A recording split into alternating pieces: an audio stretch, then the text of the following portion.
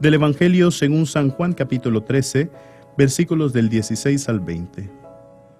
En aquel tiempo, después de lavarles los pies a sus discípulos, Jesús les dijo: Yo les aseguro, el sirviente no es más que su amo, ni el enviado es mayor que quien lo envía.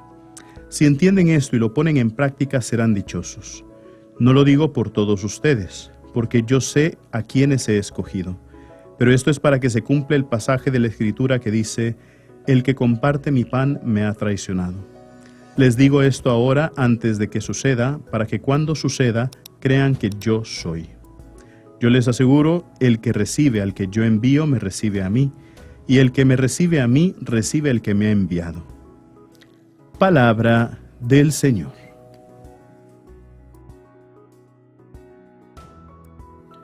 Queridos hermanos, el día de hoy, que estamos ya en el jueves de esta cuarta semana del tiempo de Pascua, recordemos que el tema central en esta cuarta semana es la del buen pastor.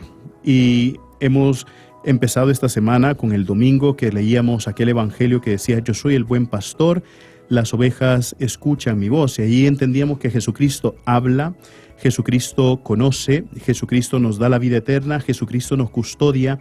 Y ahí entendemos también que lo que se ama se cuida, ¿verdad? Y Dios nos ama hasta el extremo y nos cuida y nos enseña y nos custodia y nos da realmente todas las herramientas necesarias para que nosotros podamos llegar hasta donde Él está.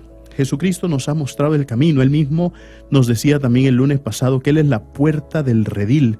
Y si es la puerta del redil, entonces quiere decir que nosotros, cuando atravesamos esa puerta del redil, quedamos bajo la custodia de Dios. No existe religión alguna, no existe cultura, no existe raza que tenga a ese Dios tan cercano, porque en muchas religiones, en muchas culturas, en muchas razas, la creencia es de que nosotros somos imperfectos y que los dioses son perfectos y que nosotros, por esa imperfección que tenemos, lo que tenemos que hacer en el mundo es ir haciendo penitencia, irnos purificando para poder alcanzar aquel grado de perfección que nos permita regresar hasta donde están los dioses, los espíritus o lo que sea. Esa es la creencia popular, ¿verdad? De ahí sale nuestra también religiosidad natural. Entonces, al final, ¿qué nos enseña el Señor? Que sí, el mismo Jesucristo nos ha dicho: sean perfectos como su Padre que está en los cielos es perfecto.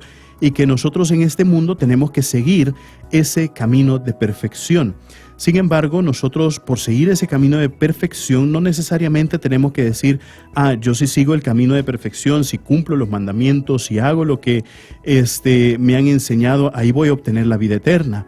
Que es lo que le sucedió, por ejemplo, al joven rico, que le decía: todo eso lo he hecho desde pequeño, desde muy joven, ¿qué más me hace falta? Entonces, hace falta la entrega completa y dejar de que Dios cumpla la voluntad. El que cree en mí no cree solamente en mí, sino que cree en aquel que me ha enviado. Y ahí es donde vemos cómo Jesucristo, que es el Mesías, que es el Salvador, que es el Libertador, que es el Redentor, no se queda con el protagonismo, sino que dice: Dios y yo somos uno.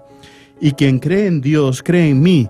Y el que cree en las obras que yo he hecho, cree también en aquel que me ha enviado. Entonces, por eso nosotros no podemos decir: yo creo en Dios, pero no creo en la iglesia. Si al final Jesucristo ha instituido la iglesia y Jesucristo es la cabeza de la iglesia. O podemos decir: no, yo creo en Dios, pero no creo en los santos.